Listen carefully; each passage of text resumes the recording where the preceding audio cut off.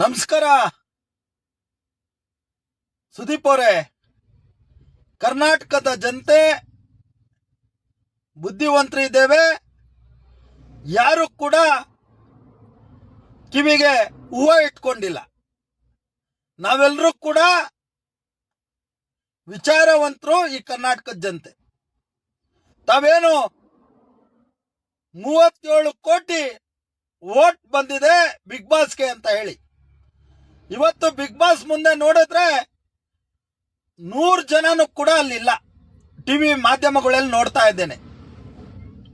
Big ಬಾಸ್ನ ಕೋಟಿಗಟ್ಟಲೆ ಜನ ನೋಡ್ತಾರೆ ಅನ್ನೋದೇ ಶುದ್ಧ ಸುಳ್ಳು. ಇಲ್ಲಿವರೆಗೂ ಬಿಗ್ ಬಾಸ್ನ ಬ್ಯಾನ್ ಮಾಡಿ ಅಂತ ಹೇಳಿ ಜನರು ಹೋರಾಟ ಮಾಡ್ತಾ ಇದ್ದಾರೆ ಹೊರತು ಬಿಗ್ ಬಾಸ್ ನೋಡಿ ಅಂತ ಯಾರು ಕೂಡ ಹೇಳೋ ಅಂತವ್ರು ಇಲ್ಲ. ವಿಚಾರವಂತಿಕೆ ಇರೋ ಅಂತವ್ರು, ಬುದ್ಧಿವಂತರು ಯಾರು ಕೂಡ ಬಿಗ್ ಬಾಸ್ನ ನೋಡೋದಿಲ್ಲ. ಅದೊಂದು ಶೋ ಏನ್ರಿ?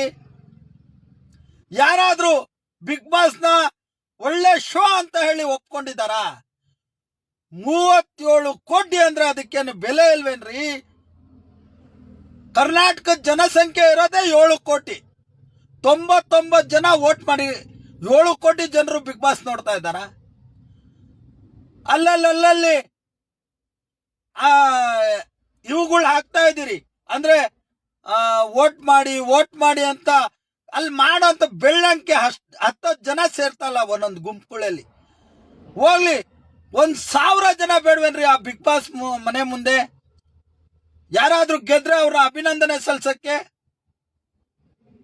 ಕೋಟ್ಯಾಂತರ ಜನ ಅಂತ ಹೇಳಿ ಮೂರ್ಖರಾಗಿ ಮಾಡೋ ಅಂತ ಕೆಲಸ ಮಾಡ್ತಾ ಇದ್ದೀರಿ. ನಾನು ಕೋರ್ಟಿಗೆ ಈ ವಿಚಾರದಲ್ಲಿ ಹೋಗ್ತೇನೆ.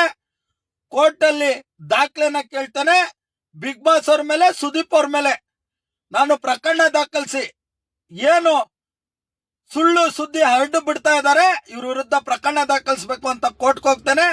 ತಾವೇನಾದ್ರೂ ಸಾಕ್ಷಿ ಸಮೇತ ದಾಖಲೆ ಸಮೇತ ಏನಾದ್ರೂ ಸ್ಪಷ್ಟಪಡಿಸಿಲ್ಲ ಅಂದ್ರೆ ಕರ್ನಾಟಕ ಜನರಿಗೆ ಏನ್ ಮೂರ್ಖರಾಗಿ ಮಾಡಕ್ ಕೊಟ್ಟಿದ್ದೀರಿ, ಇದ್ರ ವಿರುದ್ಧ ಸರ್ವ ಸಂಘಟನೆಗಳ ಒಕ್ಕೂಟ ನಿಲ್ಲುತ್ತೆ. ನಾನು ನಿಮ್ಮ CM ಶಿವಕುಮಾರ್ ನಾಯ್ಕ.